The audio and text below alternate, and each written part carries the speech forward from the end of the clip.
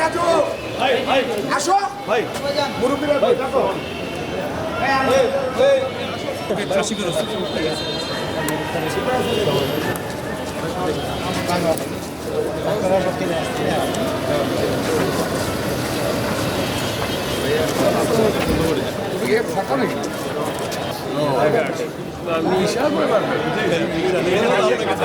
এখানে 9টা tower 457টা flat.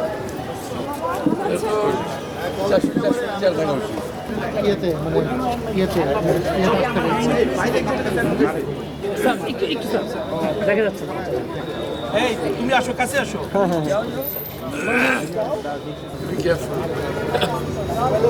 এই ছবিটা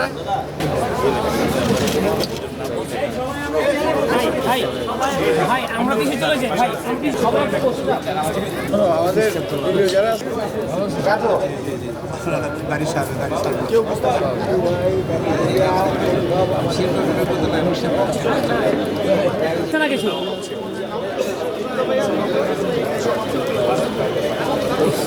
আজকে সবার আজকের এই সোসাইটি মতবিনি করবো উনি যে আশা নিয়ে আমাদের মাঝে এসেছেন, আমরা সে আশা পূরণ করতে পারবো। সামনে আমাদের ত্রয়োদশ জাতীয় সংসদ নির্বাচন, শাসনের তথা বাংলাদেশে ঠিক মানে মতো করতে হয়, তাহলে সবচেয়ে বড় স্তম্ভ মির্জা আব্বাস ভাই। এই বড় স্তম্ভকে আমরা কোনোরকমভাবে কোনো হেলাফেলা কারো ভাই সামনে দেখান কেন, আপনারা ক্যামেরা দেখেন না পিছনে। এই ভিতরে ওয়েসিস এখানে যে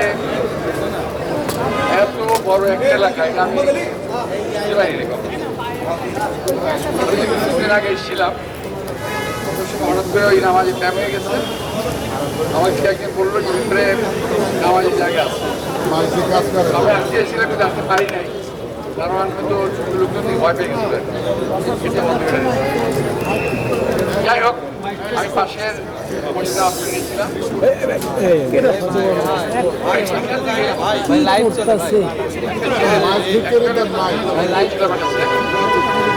খুবই সমস্যা।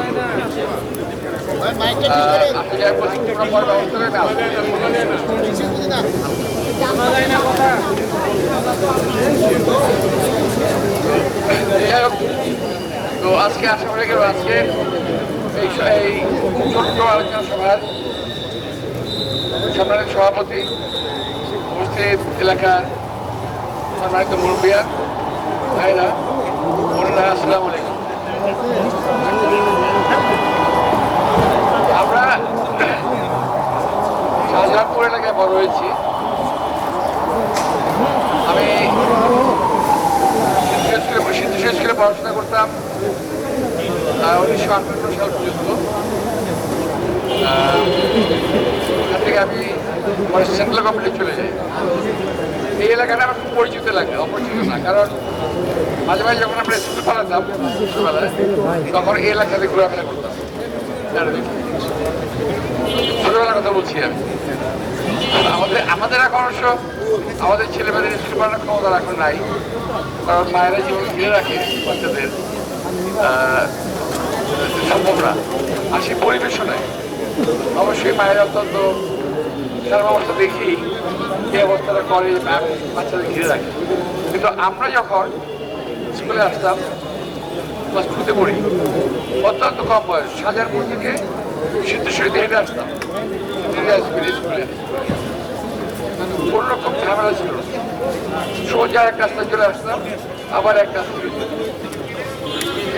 বললাম না, মাঝে মাঝে একটু স্কুল পালিয়েছি, তারপরে বাসে ফেরত গিয়েছিলাম। আজকে অবস্থাটা নাই আমাদের সময়। তো আমি কথা বলছি এই কারণে, আমাদের টোটাল শাহজাহানপুর রেডিয়াস ধরি আমি 2 কিলোমিটার রেডিয়াস ধরি। ওখানে আমাদের টোটাল বাড়ি ছিল 150টা বাড়ি। এখন আপনাদের এই 487টা বাড়ি, 457টা বাড়ি। এটার বিশাল একটা ব্যাপার, কিন্তু বাইরে থেকে বোঝার কোনো উপায় নাই। তবে এটা খুব ভালো লাগছে যে আমি অনেক অ্যাপার্টমেন্টে গিয়েছি, যেতে হয় আমাকে বাধ্য হয়ে। এখন আমাদের অ্যাপার্টমেন্টের যুগ, কিছু করার নাই। কিন্তু আপনাদেরটা কিন্তু খুব ওয়েল সিকিউর আমি মনে করি, কারণ ওই দিন আমাকেও ঢুকতে দেয়নি। তবে বিষয়টা এমন না যে আমি খুব রাগ করেছি, তা কিন্তু না। আমি সিকিউরিটি দেখে আমি খুশি হয়েছি, এটা ভালো, এই সিকিউরিটি মেনটেন করা উচিত। তো যাই হোক, আমি আপনাদের সমস্ত সিকিউরিটি বাদ দিয়ে আজকে আমাকে আমন্ত্রণ, ওই দিন অবশ্য একটা ছেলে রাজু সম্ভবত জানতে পেরেছি আমি আজকে আমি পেয়েছিলাম নামাজ পড়ার জন্য, আমাদের সময় হয়ে গেছিল, রাজু পরবর্তী পর্যায়ে গেছে আমাকে আনার জন্য। এখন আমি এখন কিন্তু লাভ নাই, বলতে পারি এত একটি জায়গা পর আমি শুনে আমি যাবো। ভালো হয়েছে, আমি জানতাম না যে এতগুলো অ্যাপার্টমেন্ট আর এত জ্ঞানী গুণী লোক, এত ডাক্তার, এত ইঞ্জিনিয়ার, ব্যবসায়ী এখানে থাকে, জানতাম না। আমার কিন্তু আসলে যে সাজা করে থাকি ছাড়া যাবে না, এটা কিন্তু একটা অ্যাপার্টমেন্ট আমি কিনে দিতাম।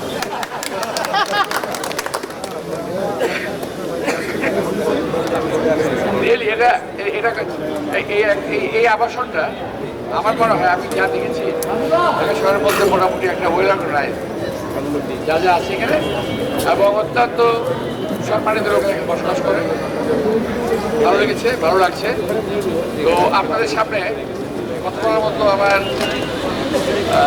অল্প জ্ঞান কিন্তু আমার নাই, এই কথা বলে আপনাদেরকে আমি বলে রাখি সন্তুষ্ট না, ভাবনা দিতে পারবো। আমি নির্বাচনের পরে আপনাদের রাস্তা ভালো করে দেবো, এটা করে দেবো, সেটা করে দেবো, কিছুই আপনাদের প্রয়োজন নেই, তাই না? আপনাদের কি প্রয়োজন এখন বাংলাদেশে এই মুহূর্তে? আমাদের এই মুহূর্তে প্রয়োজন শান্তি এবং সমৃদ্ধি। আমাদের এই মুহূর্তে প্রয়োজন আমার বাচ্চারা যাতে স্কুলে যেতে পারে, যাতে আমাকে সিকিউরিটি দিতে না হয়, আমার যাতে এলাকায় জনবদ্ধতা না হয়, আমার বাচ্চাদেরকে যেন মাদক এফেক্ট করতে না পারে, আমার বাচ্চাদেরকে যেন চাঁদাবাজরা এফেক্ট করতে না পারে, সন্ত্রাসীরা যেন আমার বাচ্চারা সন্ত্রাসের হাত থেকে মুক্ত হয়, এবং বাংলাদেশ যেন নতুন কোনো সন্ত্রাসী জন্ম না। 17 বছরে আমাদের বাংলাদেশের অনেক ক্ষতি হয়ে গেছে, অনেক। আমি যা বলছি এগুলা আমি আগে বললাম না যে আপনাদের সঙ্গে কথার ফুলঝুরি ফুটিয়ে পড়চার মতো ক্ষমতা আমার নাই। আমি কথা সাহিত্যিক নই, আর আমি কবিতায় বলতে পারবো না, কবিতা বলে আপনার ভোট আমি নিতে পারবো না, জানি। বাস্তবতা বিবেচনা করে আপনারা যদি মনে করেন যে না আমাকে ভোট দিলে মন্দের ভালো হবে, আমি বলছি যে অনেক ভালো হবে। কারণ আপনাদের এখানে আমাদের যতগুলো প্রার্থী আছে আমাকে সহ আমরা সবাই খুব যোগ্য। আপনাদের মতো লোকদেরকে পরিচালনা করার মতো, গাইড করার মতো সবাই খুব যোগ্য, এটা ভাবা কিন্তু আমার জন্য একটা বোকামি এবং আশা বুদ্ধিমান নিজেকে ভাবি। আমি এরকম ভাবতে পারি, বলতে পারি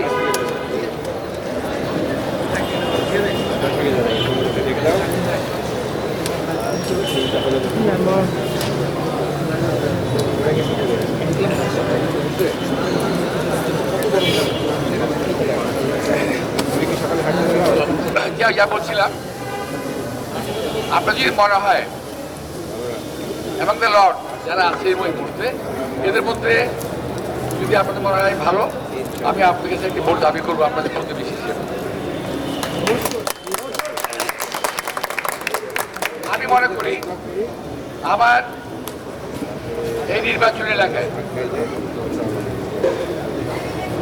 আমাদের যদি নিজের থেকে নিজেদের সন্তান, নিজেদের পরিচিত কিংবা এই এলাকার কেউ যদি এলাকার এমপি কিংবা নেতা না হয়, তাহলে এই এলাকার শান্তি কখনো ফিরে দেওয়া সম্ভব না। এই কারণে বাইরের লোক এসে কি করতে পারে এটা আপনারা ইতিমধ্যে দেখেছেন। গত 17 বছরে আমাদের এলাকায় 3বার এমপি হয়েছে, যদিও ভুয়া এমপি, যাই হোক ওরা কিন্তু এলাকার না, বেলসুর এলাকার বাইরের। এখনো অনেকে আসছে তারাও এলাকার না, এলাকার বাইরে। ফলে হয় কি জানেন, এলাকার সমস্যাটা তারা আত্মস্থ করতে পারে না, ওরা বোঝে না এলাকার সমস্যাটাকে নিজের মনে করতে পারে না, ফোন করতে পারে না। এই জন্য আপনাদের কাছে অনুরোধ থাকবে, যদি আপনারা আমাকে একটি ভোট দেন আমি কৃতজ্ঞ থাকবো এবং আমি চেষ্টা করব আপনাদেরকে ফাঁকি না দেওয়ার। আমি চেষ্টা করব আপনাদের এবং আমাদের ভবিষ্যৎ বংশধরদের জন্য ভালো কিছু করা যায় আপনাদেরকে সঙ্গে নিয়ে আলোচনা করে কাজগুলো করার জন্য আমি চেষ্টা করব। তো এখন যদি বলেন যে আমাকে ভাই 2 দিন পর আপনার এখানে আসতে হবে, এটা কিন্তু পারবো না। তো যদি প্রয়োজন পড়ে, কখনো যদি প্রয়োজন পড়ে, ইনশাল্লাহ আমাকে পাশে পাবেন, আমাকে ফোনে পাবেন। আমার ফোনটা আমি নিজেই ধরি সাধারণত, খুব সমস্যা না হলে। আর যদি না পান, আমার বাসাটা খুব দূরে না, বাসাকে পেতে পাবেন। তাও যদি না পান খবর দিয়ে প্রয়োজন হলে আমি লোক পাঠাবো, তো নিয়ে আসবো, খবর দেবে যে আপনার সমস্যার মধ্যে আছি, আসা যাচ্ছে।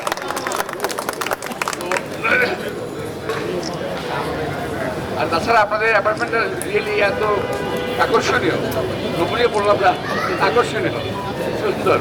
আমি সুযোগ যদি হয় আমি আপনাদেরকে আবার এসে দেখে যাবো তো আপনাদের দেখে নিলাম ভাই। আচ্ছা দেখে যাবো। তো আমি একটি অনুরোধ জানাবো, সেটা হলো এখানে তো সবাই উপস্থিত তাই আপনাদের 457টা ফ্ল্যাট, তার মানে এখানে আপনার জায়গা হওয়ার কথা না, সবাই আসে নাই, অসুবিধা নেই। আপনাদের সঙ্গে মসজিদে দেখা হবে, কমিউনিটি প্লেসে দেখা হবে, কিংবা গেটের ভিতরে দেখা হয়েই যাবে কারণ না কারণে। কিন্তু দয়া করে বলেন যে আপনার সঙ্গে এসেছিলেন এবং এলাকার মানুষ হিসেবে একটি ভোট দাবি করেছেন এবং এই ভোটটি উনি এরাও বলেছেন, আমি এরাও বলছি যে আমি অত্যন্ত নিকটতম প্রতিবেশী হিসেবে ধর্মীয়ভাবে হলেও আপনার ভোটটি আমি প্রাপ্য। কারণ আপনার যদি কোনো কিছু গিফট করতে হয়, প্রথমে ঘর থেকে শুরু করতে হবে, চ্যারিটি বিগিনস ফ্রম হোম। তাহলে আপনাকে যদি আমার ঠিক আছে কেউ থাকে আপনারা ভাবতে পারেন তখন, কিন্তু আমি আশা করছি আপনাদের আমার ঠিক আছে কেউ নাই, সুতরাং এই দাবিটা আমার থাকবে আপনার।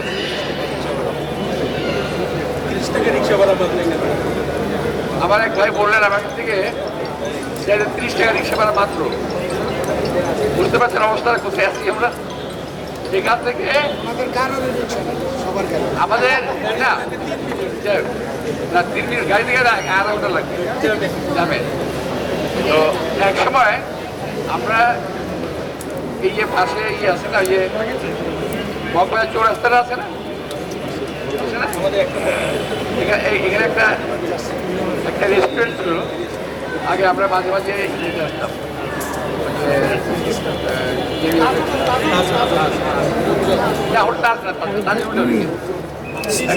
বন্ধ হয়ে গেছে এখন।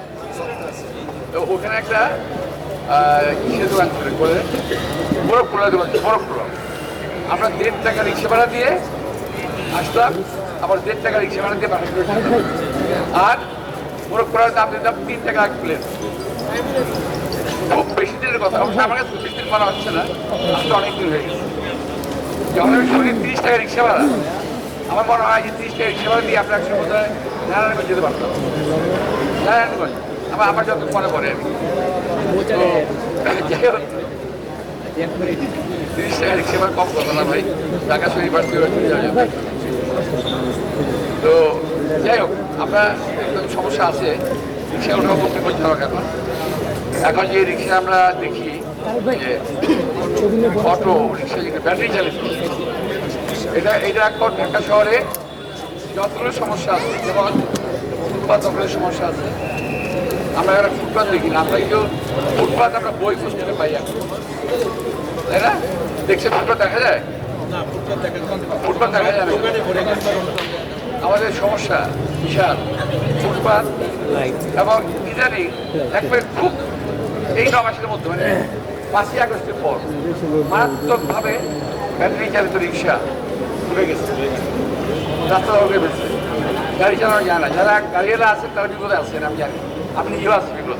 কারণ কখন যে গাড়িটা মেরে দিবে এরা, আর ওদের তো কোনো নাই, কোনো দায়িত্ব নাই। লেগে গেলে আমার উল্টে জরিমানা দিতে হবে। এই মেয়ে গাড়িওয়ালা হয়ে গেছেন আপনি, আমাদের গাড়ি ভেঙে ফেলেছেন, উল্টা দিতে হবে। তো বড় যে ঝামেলা আছে এখন আপনার। যাই হোক, এই সমস্ত সমস্যাগুলো আমাদের মোটামুটি জাতীয় সমস্যা বলতে পারি। এটা আমার একটা সমস্যা না। আপনারা খেয়াল করে আপনাদের মনে থাকার কথা, এই সরকার আসার পরে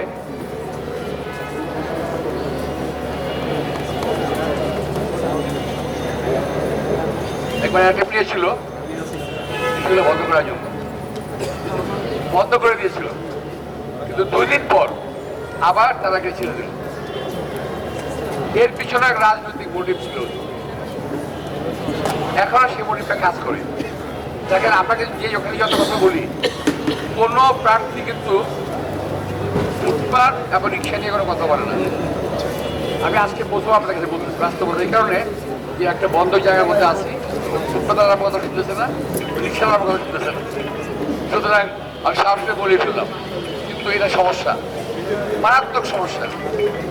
যদি এই সমস্যা যদি আমরা দূর করতে না পারি, ঢাকা শহরে আপনাদের এই অ্যাপার্টমেন্টে আপনার থাকবেন না, একসময় চলে যেতে বাধ্য হবেন, এখানে চলে যেতে বাধ্য হবে, থাকা যাবে না এখানে। আমি আপনাকে বিশ্বাস করবেন, আমি যে বাসায় থাকি হাজারপুরে, বাসার গেট থেকে বেরোতে অনেক সময় আমার 15 থেকে 20 মিনিট সময় লাগে। কারণ রাস্তায় যানজট হয়, পরে মেন রোডে যানজট হয়। সুতরাং আমার ওই গলি থেকে গাড়ি আর বেরোয় না, যানজট লেগে যায় আমার বাড়ি ঘর পর্যন্ত একেবারে। তো সুতরাং আমি ফিল করি এটা, যেহেতু আমার কিছু লোকজন আসছে আমার সঙ্গে, তারা কি যানজট ছাড়ায়, তারপর আমি চলে যাই। এখনও তারা যানজট ছাড়ায় আমি চলে আসি, কিন্তু এটা সব সময়ের জন্য সম্ভব না, সবার জন্য সম্ভব না। আমাদের সবার জন্য গ্রহণযোগ্য একটা স্টেপ আনতে হবে। এবং জনগণকে আমি আপনাকে অনুরোধ জানাবো, যদি কখনো এরকম সময় আসে, তখন দয়া করে আপনার সমর্থন নিয়ে আপনাদের সমর্থন রাখতে তখন তখন যেন না হয় যায় যে গভর্নমেন্ট কী করতেছে, এটা তো ঠিক হয় নাই, আবার সাহেব কী করতেছে, এটা তো ঠিক হয় নাই। আপনি যেন যদি এই কথা শুনতে হয়, এটা তো করবো না, কাজটা বুঝে গেছি, খুব স্বাভাবিক। যাই হোক, আমার খুব ভালো লাগলো, একটা মনোরম পরিবেশে আমি আপনাদের সঙ্গে কথা বলতে পারলাম। আর সবচেয়ে ভালো লাগলো যে আমাদের কী বলবো, নাতিরাই অনেকগুলো নাতি আসবে, অনেক অনেক ভালো লাগলো ওদের সঙ্গে আমার ছবি তুলে, ওদেরও ভালো লাগবে। হয়তো এক সময় আমি যখন থাকবো না, তখন হয়তো বলবে, কিন্তু আপনার সাহেব ওনার সঙ্গে আমরা ছবি তুলেছিলাম, দাদা বলুকে ভাই বলুন, দাদা তো বলতে পারবে না, আর দাদা বলতে হবে না, ভাই বলতে হবে। আমাকে অবশ্য আমার ছোট ছেলেবেলা দাদা ভাই বলে রাখে, ওরা তাই ডাকতে পারে, আমাকে অসুবিধা নেই। তো আমার ফ্যামিলি তো আমার ভাই বলে আমার দাদা ভাই বলে। যাই হোক, তো আমি আপনাদের সকলকে অনুরোধ জানাবো, যারা মন্ত্রী আছেন, দয়া করে আপনাদের সবাইকে আমার মেসেজটা দিয়ে যে আমি আসছিলাম, ভোট চেয়েছি, এবং আমি সময় মতো আপনাদের পাশে থাকবো যতক্ষণ আল্লাহ তাআলা আমাকে ক্ষমতা দিয়েছেন, সুস্থ রেখেছেন। এছাড়াও যদি বলি, এছাড়া একটা কথা বলি, যদি মনে করেন যে যখন যদি আমি সুস্থ থাকি, ভালো থাকি, আমি ক্ষমতায় নাই, কিছুই নাই, কিন্তু আমাকে আপনার প্রয়োজন আছে, যদি মনে করেন কখনো, ইনশাল্লাহ আমাকে তখন পাশে পাবেন। তো আপনাদের যারা কষ্ট করে বসে আছেন, আমি চেয়েছিলাম আপনাদের সঙ্গে নামাজ পড়বো, আমি আসছিলাম, আসলে কি নামাজ শুরু হয়ে গেছি, এই জন্য আর কিছু নাই। তো যাই হোক, আমি সবার কাছে দোয়া আছে, এবং আমার মেসেজটা আমার যারা এখানে আমার মহিলা এবং ভাতিজা আছে, হয়তো ভোট ভালো করতে পারে, সারা পাওয়ার সুযোগ নাই। আগের বয়স হলে আগে থেকে একটা 5 বছর আগে থেকে সারা পাবো, কিন্তু আমি পরে আসছি, আমি চাকরি বলতাম। যাই হোক, আগে বলছি আমার সমস্যা নির্বাচন করছি, তখন মা চাচ্ছি তালা বলে রাখছি, কিন্তু তখন তার সময় যদি মা করতাম, তখন মানে না বলতাম, তাহলে রাখি বলছি। যাই হোক, এখন আমার বললে রাখতে পারে, তো এই জন্য আমি বলতে চাচ্ছি না। তো এখন আমার অনেকে ভাতৃর মতো আছেন, বোনের মতো আছেন, ভাবির মতো আছেন, কিংবা আমার সঙ্গে আমার অনেক ভাইরা আছে, তাদের ওয়াইফ বেগেল আছেন, সবার মাধ্যমে আমরা কমিউনিটি প্লেসে বসে পরামর্শ বসবেন। এই ইলেকশনে বসবেন না কখনো? বসা হয় তখন একটু আমাকে নিয়ে আলোচনা করেন। আমি কতটুকু খারাপ যদি জানেন আপনি সেটা বলবেন, আমি যদি কতটুকু ভালো যদি জানেন সেটা বলবেন, তারপরে বিবেচনা করবেন। আপনাদের সবাইকে আন্তরিক শুভেচ্ছা এবং ধন্যবাদ জানিয়ে আমার বক্তব্য যদি কোনো কথা এলে বড় থাকে কিংবা ভুল প্রান্তি হয় সেটাকে আমার ক্ষমা করবেন। আপনাদের সবাইকে ধন্যবাদ। আসসালামু আলাইকুম।